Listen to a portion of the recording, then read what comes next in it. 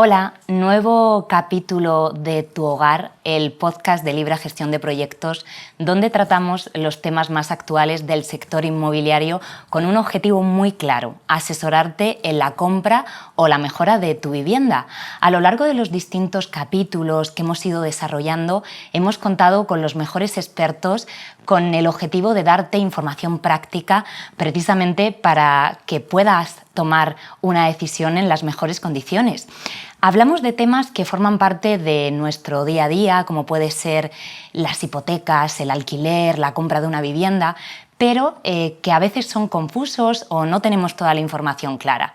En el tema de hoy, que es sobre la vivienda protegida, yo creo que sucede algo parecido. Es un tema que lleva con nosotros mucho tiempo, pero todavía genera muchas dudas. Por eso nos hemos buscado a un buen experto que vuelva a estar con nosotros. Él es Miguel Palmero, director general de Libre Gestión de Proyectos. ¿Qué tal? Hola, buenas tardes. Muy bien. Hola de nuevo, que repetimos en esta ocasión. Muy fácil. ¿De qué hablamos cuando decimos vivienda de protección oficial? Bueno, la vivienda de protección oficial es una categoría de vivienda que lleva muchísimos años, ¿no? Lleva más de 50 años, más de 60 años en el mercado, con diferentes regulaciones a lo largo de todo este tiempo. En este momento nos referimos a aquellas viviendas que se construyen sobre suelos que están específicamente pensados para ese tipo de vivienda. En el desarrollo urbanístico de las ciudades, en los nuevos polígonos de las ciudades, normalmente hay entre un 30 y un 50% de los solares que se dedican a uso residencial que los gobiernos regionales, las autonomías, lo dedican a este tipo de vivienda protegida. Y cuando hablamos de vivienda protegida, hablamos de una vivienda que se construye con un diseño, un precio, un tamaño y dirigido a unas familias con unas condiciones determinadas. Hablamos de diseño porque son viviendas que buscan una cierta calidad, o sea, se protegen con una cierta calidad. Hablamos de tamaño para que los costes no sean muy grandes y estén limitados, por lo tanto, son viviendas que tienen un tamaño mínimo y un máximo. El máximo generalmente son 90 metros cuadrados útiles. Y hablamos de precio también, pues para que sean accesibles. Entonces hay unas limitaciones, unas regulaciones para diferentes tipologías de vivienda que luego explicaremos con más detalle, para que no superen esos límites máximos de precio. Y son viviendas que van dirigidas a familias que tienen los recursos limitados. Generalmente son familias que tienen hasta 7,5 veces el salario mínimo, lo que ahora se llama el IPREM, pero con diferentes gradaciones intermedias y diferencias también según el lugar. No es lo mismo una vivienda protegida en Madrid que en Getafe, que en Málaga o que en Villaconejos, ¿no? Por poner municipios más pequeños. Entonces, en cada sitio las viviendas protegidas son muy distintas de precio, de capacidad de adquisición por parte de las familias, etc. Por lo tanto, hablamos de una casuística, en cierto modo, bastante compleja. Me pongo en el lugar de la persona que esté viendo este vídeo o escuchando este podcast y me planteo este tipo de vivienda. ¿Qué requisitos debo cumplir? Estaba señalando alguno, pero por verlo de manera más práctica, ¿qué tengo que observar? Bueno, primero hay que distinguir diferentes tipos de vivienda protegida. Aunque el Estado regula la vivienda protegida, la que digamos propicia el propio Estado, o regula el propio Estado, cada una de las comunidades autónomas tiene su propia regulación. Al final estamos hablando de 17 regulaciones diferentes, ¿no? Pensando en cada municipio de forma diferente también. Y hay tres tipologías básicas de vivienda protegida. La que llamamos de régimen especial, que son viviendas que tienen el módulo de repercusión del metro cuadrado útil más bajo, y son viviendas que van dirigidas a familias con menos de 2,5 veces el IPREN. El IPREN es el antiguo salario mínimo interprofesional. Ahora estamos hablando de unos 7.900 euros al año. Es decir, 2 veces y media el IPREN significan unos 18.500 euros al año de tope salarial. Esto luego se modula en función de la familia. Hay una familia numerosa, una familia individual, con pocos hijos, pues ya tiene unos coeficientes que hacen que este nivel salarial sea distinto. Luego hay una tipología de vivienda que es la básica o general.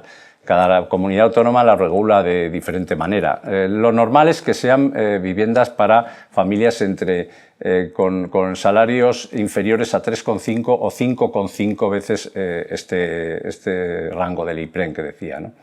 Y luego están las tipologías de vivienda para familias que llegan hasta los 7,5 veces el IPREM. El 7,5, por dar ese dato, pues estamos hablando de unos 56.000 euros para una familia básica, ¿no?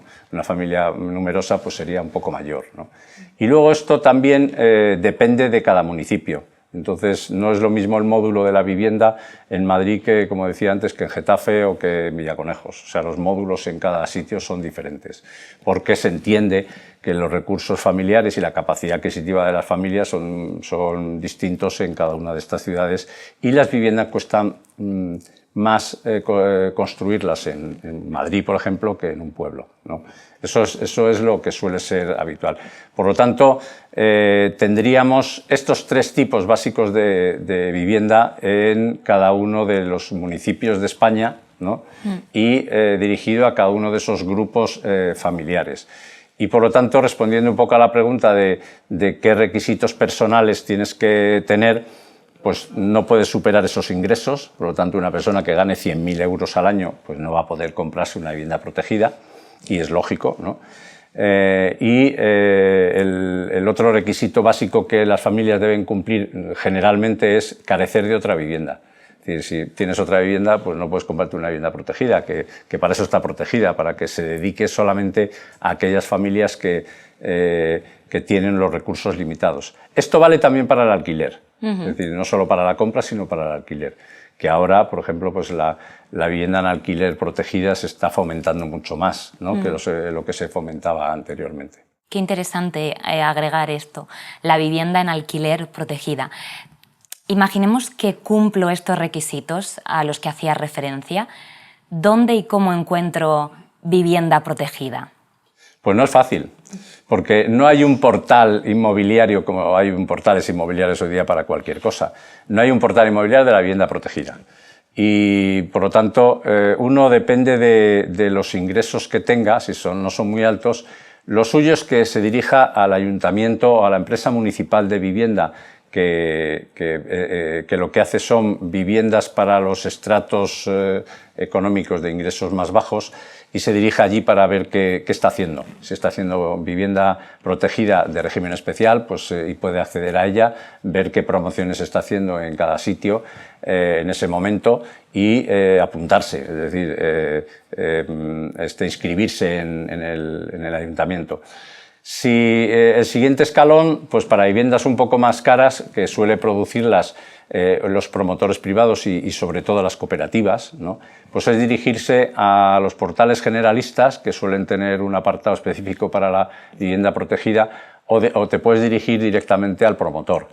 Nosotros, como gestores de cooperativas que hacemos mucha vivienda protegida, pues tenemos dentro en nuestra página web pues nuestras promociones, ¿no? En este momento, por ejemplo, Libra está haciendo pues casi 200 viviendas en Valencia, estamos haciendo casi 50 viviendas aquí en Madrid. Como digamos, es muy difícil encontrar suelo para hacer ese tipo de viviendas, pues estamos haciendo poco. Durante muchos años hemos hecho mucha vivienda protegida. Vamos a hacer más de 300 viviendas protegidas en Málaga.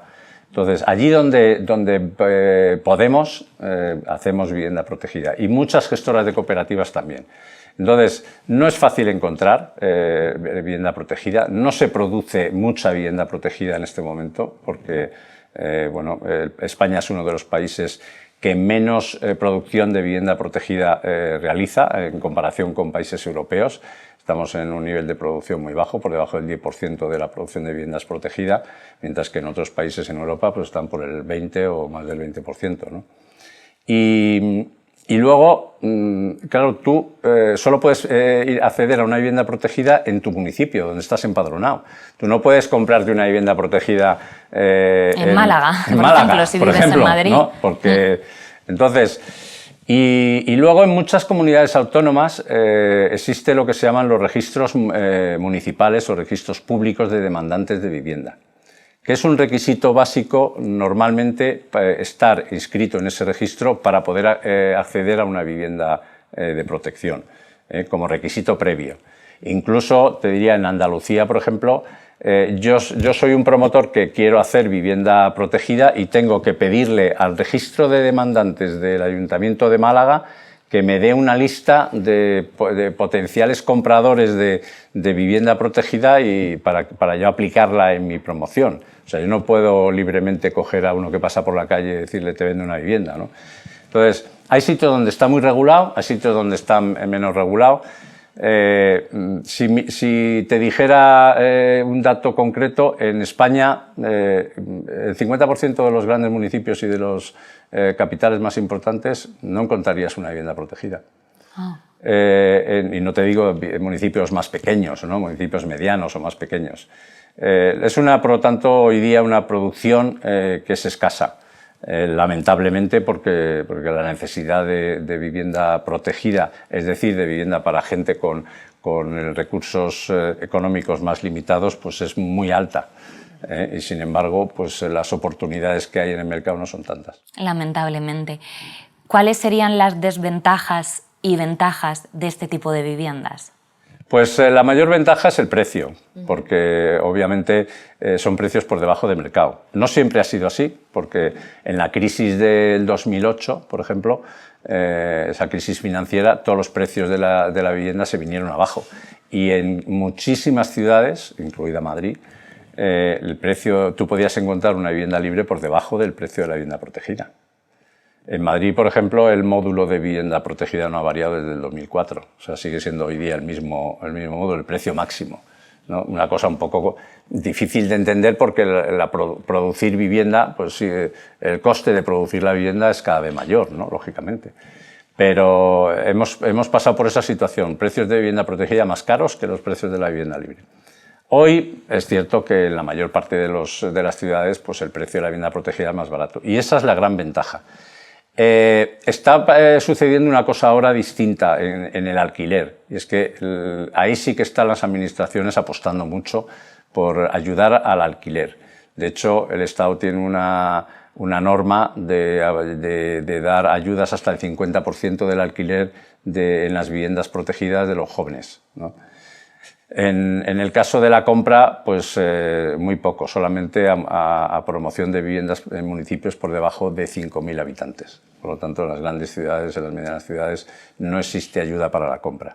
Y la única ventaja, como digo, es el precio. Si el precio, cuando es menor que el de mercado, pues es una ventaja, lógicamente. A veces no nos gusta que una casa sea para siempre, ¿no? Entonces, si yo consigo una casa de protección oficial, ¿puedo venderla o alquilarla?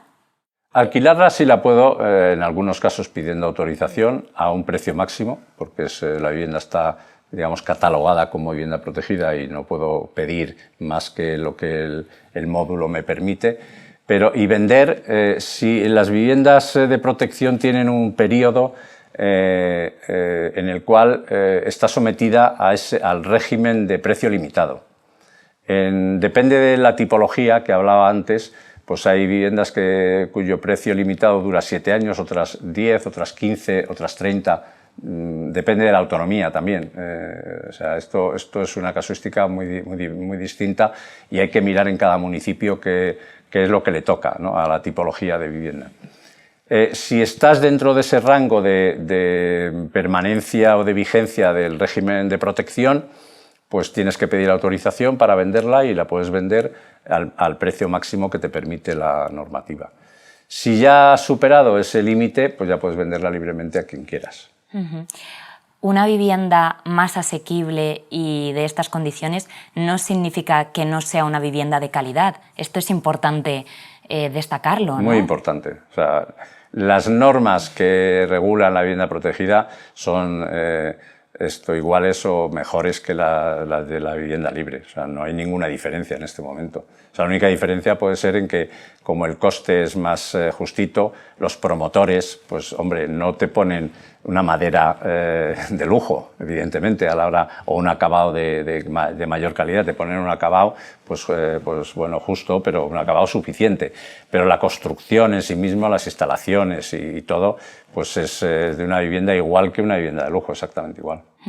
Miguel Palmero, muchas gracias por poner un poco de luz con este tema. Me quedo con 3 cosas. Lo primero, que España se tiene que poner las pilas con este asunto. Así es. Lo segundo, que vivienda protegida es vivienda asequible y también de calidad. Ajá. Que Libre Gestión de Proyectos está apostando por ella y que también hay un aspecto interesante, es que existe el alquiler de vivienda protegida. Sí, así es. Muchísimas gracias. Gracias a ti. Y a ustedes, gracias por escuchar. Para seguir escuchando más podcasts o para tener más información de Libre Gestión de Proyectos, pueden visitar nuestra web www.libragp.com. Hasta pronto, nos escuchamos.